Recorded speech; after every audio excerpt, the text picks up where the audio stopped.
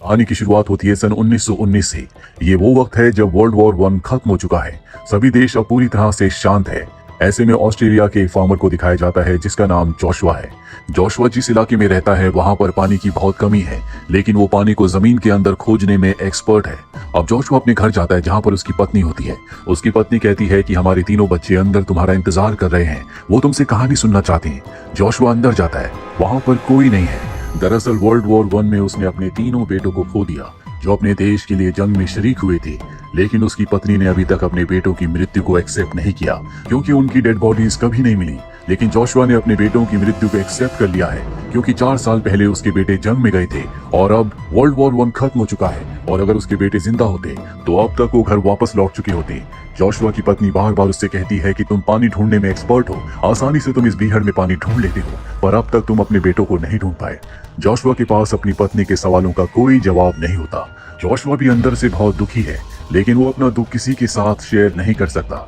उसी दुख में और अपने बेटों की याद में वो सो जाता है। अगली सुबह जब वो उठता है तो उसकी पत्नी घर पर नहीं होती। वो उसे ढूंढने के लिए बाहर जाता है और पास ही के तालाब में उसे अपनी पत्नी की डेड बॉडी मिलती है, जिससे वो और भी टूट जाता है। अपनी पत्नी को दफनाने के बाद वो अपनी पत्नी से वादा करता है कि वो अपने बेटों के अवशेषों को ढूंढकर जरूर लाएगा और उन्हें अपनी पत्नी की ग्रेव के पास दफनाएगा। और अब वो अपने सफर पर निकल पड़ता है। रास्ते में उसे याद आता है कि कैसे वो एक बार अपने तीनों बेटों के साथ तूफान में फंस गया था। उसने अपने तीनों बेटों को एक चादर से ढक दिया था, जिसके बाद उसने अपने तीनों बेटों को हिम्मत दी थी। दरअसल वो हमेशा अपने बेटों को याद करता है। 3 महीनों का लंबा सफर तय करने के बाद वो इस्तांबुल पहुंच जाता है, जहां पर एक बच्चा उसके पास आता है और कहता है कि आप हमारे होटल चलिए जहां पर रहने की खाने की अच्छी व्यवस्था है। लेकिन वो जल्द से जल्द गलीपोली जाना चाहता है जहां पर उसके तीनों बेटों ने जंग लड़ी थी। वो एक पुलिस ऑफिसर के पास जाता है और कहता है कि मैं गलीपोली जाना चाहता हूँ। पुलिस ऑफिसर कहता है कि वहां पर किसी भी आम इंसान को जाने की इजाजत नहीं है। अगर आप वहां जाना चाहते हैं तो आपको ब्रिटिशर्स की परमिशन लानी होगी। जोशुआ इससे पहले कुछ सोच पाता वही बच्चा जो उसे अपने होटल में चलने के लिए कह रहा था, जिसका नाम ओरान है, वो उसका बैग उठाकर भाग जाता है। जोशुआ उसका पीछा करता है। वो बच्चा ओरान भागते भागते अपने होटल के पास आ जाता है और जोशुआ का बैग उसे वापस करते हुए कहता है कि मैं चाहता हूं कि आप हमारे होटल में रुकें। जोशुआ उसकी बात मान जाता है। जोशुआ उसकी मॉम से मिलता है जो कि विडो है। दरअसल वॉर में उसके हस्बैंड की यानी कि ओरान के पिता की मृत्यु हो चुकी है। जोशुआ बताता है कि मैं ऑस्ट्रेलिया से आया हूँ और मुझे पता चला है कि यहाँ पर रूम खाली है। वो जब ऑस्ट्रेलिया का नाम सुनती है तो कहती है कि यहाँ पर कोई रूम खाली नहीं है। दरअसल जिस जंग में उसने अपने पति को खोया है वो ऑस्ट्रेलिया के खिलाफ थी। और तभी यहाँ पर एक आदमी आता है जो जोशुआ को चाबी दे देता है और अब जोशुआ अपने कमरे में जाता है। ओरान की मॉम जब उसे टॉवल देने के लिए आती है तो कहती है कि शहर में घूमने के लिए बहुत अच्छी जगह है, आपको वहां जाना चाहिए। वो कहता है कि मैं यहाँ पर घूमने के लिए नहीं बल्कि किसी खास मकसद से आया हूँ जिसके लिए मुझे जल्द से जल्द गलीपोली पहुंचना होगा। गलीपोली का नाम सुनकर ओरान की मॉम हैरान हो जाती है। वो कहती है कि वहां पर अब आत्माओं के अलावा कुछ नहीं, वो जगह पूरी तरह से राख में मिल चुकी है। जोशुआ उसकी बात का कोई जवाब नहीं देता। अगली सुबह वो ब्रिटिश हेडक्वार्टर जाता है जहां पर वो ब्रिटिश ऑफिसर को अपने तीनों बेटों की फोटोज दिखाता है और बताता है कि मैं गलीपोली जाकर अपने बेटों के रिमेन्स को अपने देश ले जाकर अपनी पत्नी की ग्रेव के पास दफनाना चाहता हूं, इसीलिए मुझे वहां पर जाने की परमिशन चाहिए। पर ब्रिटिश ऑफिसर साफ साफ मना कर देता है। वो कहता है कि वहां पर हजारों बॉडीज दफन है और अब वही उनका घर है, तुम्हें हम परमिशन नहीं दे सकते। दरअसल वर्ल्ड वॉर वन में 2 अलग अलग देशों के ग्रुप्स थे और ऑस्ट्रेलिया ब्रिटेन के ग्रुप के साथ शामिल था, इसीलिए उसे ब्रिटिश ऑफिसर की परमिशन की जरूरत है, तभी वो गलीपोली जा सकता है। पर अब जबकि उसे परमिशन नहीं मिली, इसीलिए निराश होकर वो होटल वापस आ जाता है। साथ ही पूरे शहर में ब्रिटिशर्स के खिलाफ लोग रैली निकाल रहे होते हैं, नारेबाजी कर रहे होते हैं, क्योंकि वर्ल्ड वॉर वन में हर किसी ने किसी न किसी को खोया है, इसीलिए उनके दिल में ब्रिटिशर्स के लिए नफरत है। वहीं हमें जोशुआ को दिखाया जाता है जिससे ओरान के ग्रैंडफादर उसकी पत्नी के बारे में पूछते हैं। वो कहता है कि मेरी पत्नी इस दुनिया में नहीं है। ओरान की मॉम भी वहीं पर होती है। वो जोशुआ से पूछती है और तुम्हारे बच्चे? जोशुआ इस बात का कोई जवाब नहीं देता। वो समझ जाती है कि उसके साथ कुछ न कुछ गलत हुआ है। वो बताती है कि अगर तुम गलीपोली जाना चाहते हो तो तुम्हें किसी फिशरमैन को ढूंढना चाहिए जो तुम्हें कुछ पैसों के बदले गलीपोली छोड़ सकता है। वो उसका शुक्रिया अदा करता है और अपना सामान लेकर होटल से निकल जाता है। जब वो जा रहा होता है ओरान उसके पीछे भागता हुआ आता है और जोशुआ को एक फोटो देते हुए कहता है कि ये मेरे पिता की फोटो है जो कुछ साल पहले गलीपोली जंग पर गए थे, पर वो कभी घर लौट कर वापस नहीं आए। अगर तुम्हें मेरे पिता मिले तो उन्हें अपने साथ घर ले आना। जोशुआ को समझ में आ जाता है कि ओरान के पिता भी जंग में शहीद हो चुके हैं। उसकी मॉम विडो है और शायद इसीलिए वो ऑस्ट्रेलियन से ब्रिटिशर से नफरत करती है। अब जोशुआ अपने सफर पर निकल पड़ता है और जब वो बोट से गलीपोली के लिए समंदर के रास्ते जा रहा होता है तभी उसे एक सोल्जर देख लेता है। कर्नल अपने सोल्जर को कहता है कि वो जो कोई भी है उसे मेरे सामने लाया जाए और अब जोशुआ को पकड़कर कर्नल के सामने लाया जाता है। कर्नल बताता है कि हमने खास टीम को बनाया है जो यहाँ पर ऑस्ट्रेलिया के और न्यूजीलैंड के सोल्जर्स की बॉडी को ढूंढ रहे हैं, क्योंकि ये दोनों देश एक साथ मिडिल ईस्ट के सोल्जर से यहाँ पर लड़े थे।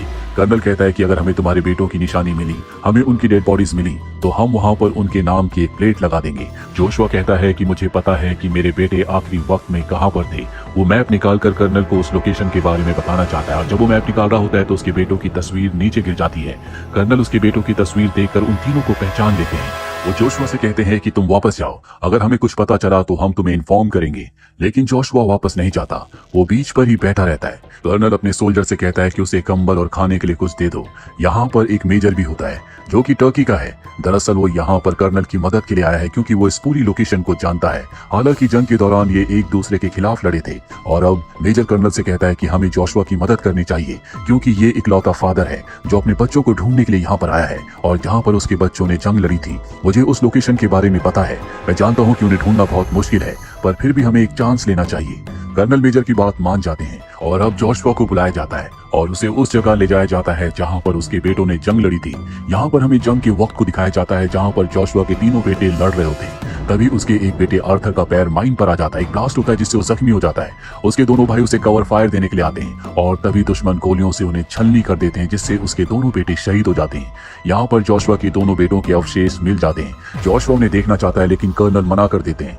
लेकिन अब भी जोशुआ के बेटे आर्थर के अवशेष नहीं मिले और अब वो अपने दोनों बेटों के अवशेषों को ऑस्ट्रेलिया वापस ले जाना चाहता है, पर कर्नल उसे समझाता है कि तुम ऐसा मत करो, तुम्हारे बेटों का अब यही घर है, उन्हें यहीं पर दफना दो। वो कर्नल की बात मान जाता है और अपने दोनों बेटों को पूरे रीति रिवाजों के साथ वहां पर दफना देता है। रात को जोशुआ को सपना आता है कि उसका बेटा आर्थर जंग में शहीद नहीं हुआ था, वो अब भी जिंदा है। अगली सुबह उसके पास मेजर आता है जिसने जोशुआ के सरनेम पर गौर किया होता है। मेजर जोशुआ को एक लिस्ट दिखाता और कहता है कि कुछ लोग अब भी बंदी हैं और इसमें शायद तुम्हारा बेटा भी है, यानी कि तुम्हारा बेटा आर्थर हो सकता है कि अब भी वो जिंदा हो और वॉर प्रिजनर्स के साथ हो। ये सुनकर उसे बहुत खुशी होती है। वो ओरान के होटल वापस आ जाता है और ब्रिटिश हेडक्वार्टर जाता है जहाँ पर वो बताता है कि शायद मेरा बेटा अब भी जिंदा है जो वॉर प्रिजनर्स के साथ है, मुझे आपकी मदद चाहिए। लेकिन ब्रिटिश ऑफिसर उसकी कोई मदद नहीं करता। वो कहता है कि मैंने तुम्हें मना किया था कि तुम गली पोली नहीं जा सकते, फिर भी तुम वहां पर गए। वो जोशुआ के पासपोर्ट को जब्त कर लेता और कहता है कि थर्सडे को मैं तुम्हारे पास आऊंगा और तुम्हें ऑस्ट्रेलिया वापस भेज दिया जाएगा। जोशुआ इसके बाद होटल वापस आ जाता है जहां पर ओरान की मॉम अब उससे नफरत नहीं करती क्योंकि उसे पता है कि जंग में उसने भी अपने बेटों को खोया है, जिस वजह से उसकी पत्नी ने भी अपने आप को खत्म कर लिया। वो उससे बहुत सारी बातें करती है और बताती है कि मेरे हस्बैंड भी जंग पर गए थे जो कि शहीद हो चुके हैं, लेकिन मैं अब भी मानती हूँ कि वो जिंदा है क्योंकि अगर मैंने मान लिया कि मेरे हस्बैंड अब इस दुनिया में नहीं रहे तो उनका भाई जो हमारे साथ रहता है वो जबरदस्ती मुझसे शादी कर लेगा। दरअसल वो चाहता है कि किसी भी कीमत पर मैं उससे शादी के लिए हाँ कर दूं, पर मैं उससे शादी नहीं करना चाहती। जोशुआ को उसकी मजबूरी समझ में आ जाती है। अब अगले दिन ओरान की मॉम को उसके हस्बैंड का भाई जो उससे शादी करना चाहता है वो उस पर हाथ उठा रहा होता है। तभी वहां पर जोशुआ पहुंच जाता है जो उसे उठाकर फेंक देता है। वो कहता है कि मैं तुमसे बदला लूंगा। ओरान की मॉम भी जोशुआ पर गुस्सा हो जाती है। वो कहती है कि तुमने हालातों को और भी खराब कर दिया है, तुम हमारे होटल से चले जाओ। और अब जब वो होटल से बाहर निकलता है अभी ओरान के पिता का भाई जिसे जोशुआ ने उठाकर फेंका था वो वहां पर अपने लोगों के साथ आ जाता है जो जोशुआ को बहुत बुरी तरह से मारते हैं। पर ठीक उसी वक्त वहां पर सार्जेंट आ जाते हैं जो उससे कहते हैं कि तुम्हें मेजर ने बुलाया है और अब उसे मेजर के पास ले जाया जाता है। मेजर बताता है कि हमारे देश के ऊपर ग्रीक्स ने हमला किया है और अब वो हमारे देश के बहुत हिस्सों पर कब्जा कर चुके हैं। ब्रिटिशर्स हमारा इसमें कोई साथ नहीं दे रहे, इसीलिए खुद हम उनका मुकाबला करेंगे। अगली सुबह हम वहां के लिए निकलेंगे और मुझे पूरा विश्वास है कि तुम्हारा बेटा भी हमें वहां पर मिल सकता है, तुम भी हमारे साथ चल सकते हो। जोशुआ उनके साथ चलने के लिए तैयार हो जाता है, लेकिन फिलहाल वो होटल वापस आ जाता है जहां पर वो ओरान की मॉम से मिलता है जो उससे माफी मांगती है और कहती है कि तुम्हारा बैग जो यहाँ पर छूट गया था मेरे बेटे ओरान ने उसे तुम्हारे कमरे में रख दिया है। दरअसल अब तक जोशुआ ओरान से बहुत करीब हो चुका है, उसने उसके साथ बहुत वक्त बिताया है। वो ओरान की मॉम से बहुत सारी बातें करता है। अगली सुबह यहाँ पर ब्रिटिश ऑफिसर आ जाता है जो कि जोशुआ को ऑस्ट्रेलिया वापस भेजना चाहता है और इससे पहले कि वो जोशुआ तक पहुंचते ओरान की मॉम की मदद से वो यहाँ से भाग जाता है और मेजर के पास जाता है, जिसके बाद ये सब के सब ट्रेन से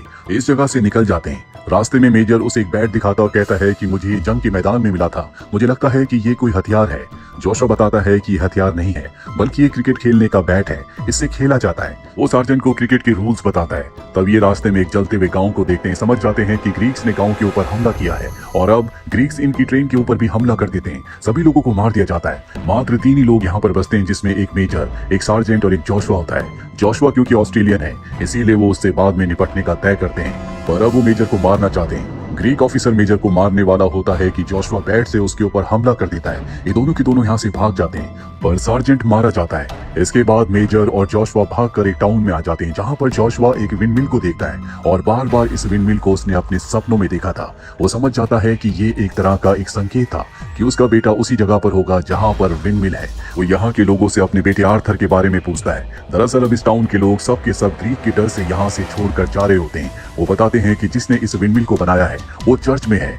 जोशुआ भागकर चर्च में जाता है, जहाँ पर उसके सामने उसका बेटा आर्थर होता है, जो अपने पिता जोशुआ को देखकर बहुत खुश हो जाता है। दरअसल वो एक गहरे सदमे में होता है। वो अपने पिता को बताता है कि मेरे दोनों भाइयों में से एक भाई जंग में सरवाइव कर गया था, लेकिन वो बहुत बुरी तरह से जख्मी था। वो अपने दर्द को सहन नहीं कर पा रहा था। वो मुक्ति चाहता था। उसने मुझसे रिक्वेस्ट की। बार बार रिक्वेस्ट करने पर मुझे उसकी बात माननी पड़ी।